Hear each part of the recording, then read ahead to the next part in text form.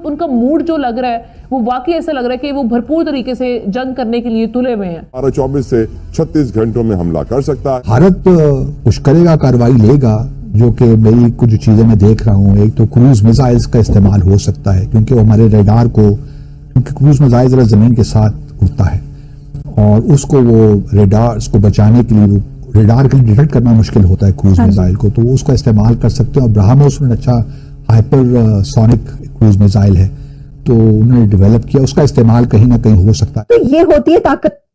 जब लड़ाई करनी हो तो फिर हर महाज पर लड़ना होता है ना, हर महाज पे आपको फिर मुकाबला करना होगा। बेशक राफेल जिस सतह के भी हैं, पाकिस्तान के लिए एक ऐसा खतरा है कि जिसके लिए वो राफेल जो है, अगरचे कि उसके ऊपर उन्होंने कुछ $7 अरब खर्च किए। इंडिया जितने असलहा ले चुका है, वेपन प्रोक्योरमेंट तकरीबन $100 बिलियन की वेपन प्रोक्योरमेंट है, एंड ये सारे का सारा असला कन्वेंशनल असला है।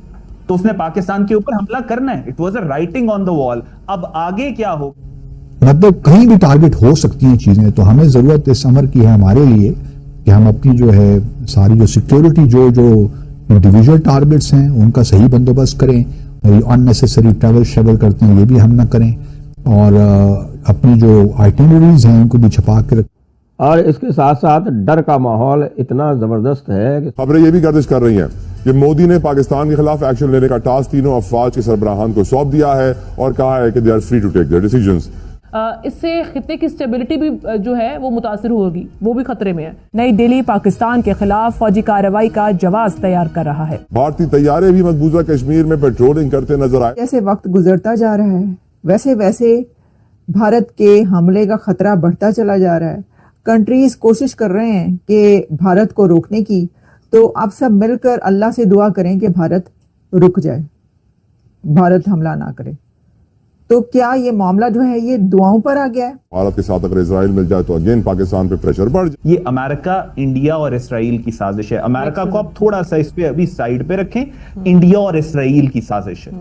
पाकिस्तान उस पूरे सिस्टम से अलहदा हो जाए। अभी तो जंग शुरू भी नहीं हुई। पाकिस्तानी जो है वो $10.2 अरब देते हैं जंग की तैयारियों के लिए मिलिट्री को।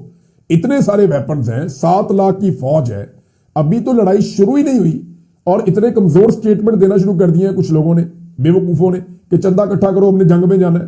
क्यों भाई, इतनी बड़ी रियासत है, इतना बड़ा मुल्क है, इतना सारा पैसा कौम ने टैक्स में दिया हुआ है, तो चंदा क्यों इकट्ठा करना है जंग के लिए?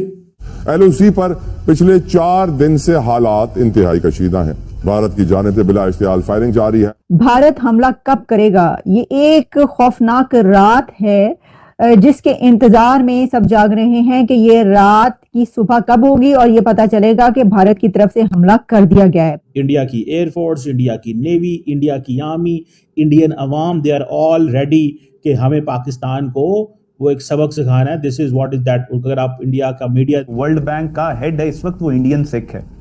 आप क्या एक्सपेक्ट करेंगे वर्ल्ड बैंक से करने के लिए? आपका इससे ज्यादा पावरफुल मुआहिदा कश्मीर पे था, उन्होंने 370 खत्म कर दिया। जब यूएनओ ने चैंचा करने की कोशिश की, उन्होंने उनके पूरे वफ्द को उठा के through it out. Don't you remember कि 370 के बाद उन्होंने क्या किया था? International order has practically collapsed in the world. There is no UN, there is no European Union, there is no liberal world order, there is no bloody democracy in the world at the moment. लगता ये कि वो तुले हुए हैं कि इस तरह की कोई चीज करेंगे, लेकिन साथ साथ आई थिंक अगर हम देखें, सिवाय चीन के अभी तक किसी ने कॉल नहीं दी है फॉर रिस्ट्रेंट। या इंडिया एट वॉर, पाकिस्तान और इंडिया एक जंग में दाखिल हो चुके हैं, क्योंकि LOC पर और जो झड़पों की खबरें आ रही हैं। इन दोस्तों में आपका स्वागत है।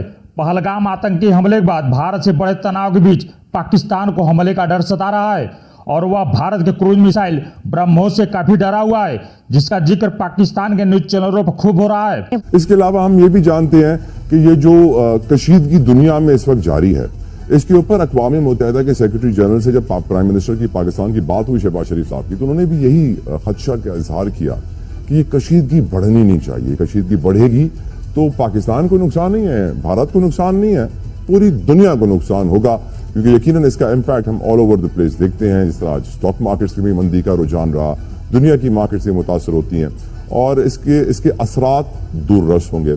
भारत शायद फायदा उठाना चाहता है पाकिस्तान की अंदरूनी मुश्किलात का, और इसके लिए यही वो बड़ी वजह है कि पाकिस्तान को अपने इंटरनल चैलेंजेस कंप्लीटली खत्म करने होंगे, सारे मसले हल करने होंगे ताकि पूरी तवज्जो मरकूज की जाए एक्सटर्नल चैलेंजेस के ऊपर, स्पेशली भारत के ऊपर। बलोचिस्तान में दहशतगर्दी, KPK में दहशतगर्दी, तो वो ये देखता होगा कि पाकिस्तान के जो अंदरूनी चैलेंजेस हैं वो बढ़ रहे हैं और उस मौके का फायदा उठाने की कोशिश कर रहा है। भारत ऑलरेडी बहुत कुछ कर चुका है, क्योंकि सारी जो सब कौम है ना जनरल आसिम मुनीर के खिलाफ है।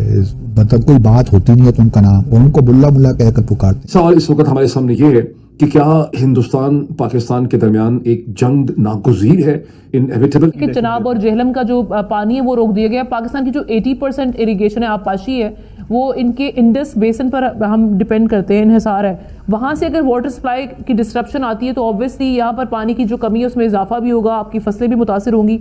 इस वक्त इसराइल 100% ऑन बोर्ड है इंडिया के साथ। ये जो सारा एक्शन आप देख रहे हैं, it is totally backed by Israel, और इसराइल के कहने पे अमेरिका बैक कर रहा है। अमेरिका का एक बहरी बेड़ा इंडियन ओशन में खड़ा हुआ है डिएगो गार्सिया के मकाम पे, और इंडिया की सपोर्ट के लिए वो आया। कि भाई ये एटम बम बना के फुदक रहे हैं, ये उछल रहे हैं, कूद रहे हैं। फुदकना तो उनको चाहिए जिन्होंने ये बनाया है, आपने तो नकल मारी है, लेकिन आपका अपना फार्मूला तो नहीं है। तुसी चुराया जिना, तो फिर अपना चूरन बीच में डाल के बनाया है ना, तो लिया तो आपने उनसे ही जिनको आप यहूदा नसारा के। इंडिया की तरफ से जो जेट्स और जितने भी उनके फाइटर जेट्स और राफेल, ये सब अब उड़ान भरते रहे हैं, और जो एयर स्ट्रिप है उसके ऊपर उन्होंने पूरी प्रैक्टिस की है और अपनी ताकत शो की है। इसके ऊपर हम आपको गंगा एक्सप्रेस वे पे ये जो प्रैक्टिस हुई है उनकी, वो हम आपको बताते रहे हैं। तो वो हुआ। आपको बता दें कि पहलगाम आतंकी हमले के बाद भारत और पाकिस्तान में एक बार फिर से तनाव चरम पर है। पड़ोसी देश को इस समय भारत के हमले का डर सता रहा है। पाकिस्तान ने अपनी वायुसेना को अलर्ट पर रखा है और सीमा पर अपनी सेना की तैनाती भी बढ़ा दी है।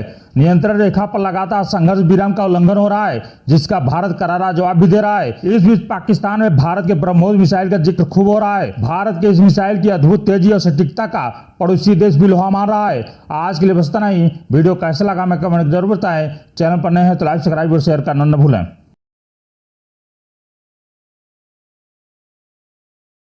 भी हो सकता है कि इसकी क्या वजह हो, पता नहीं, जो भी हो अब आगे हम और इंतजार करेंगे। फिलहाल ये जो पूरा एक समय बीता, ये जो पूरा एक टाइम पीरियड बीता लगभग 1 हफ्ते का, इस पूरे 1 हफ्ते के अंदर तमाम देश के हिंदुओं के अंदर एक भावनाओं का उबाल हमको देखने को मिला।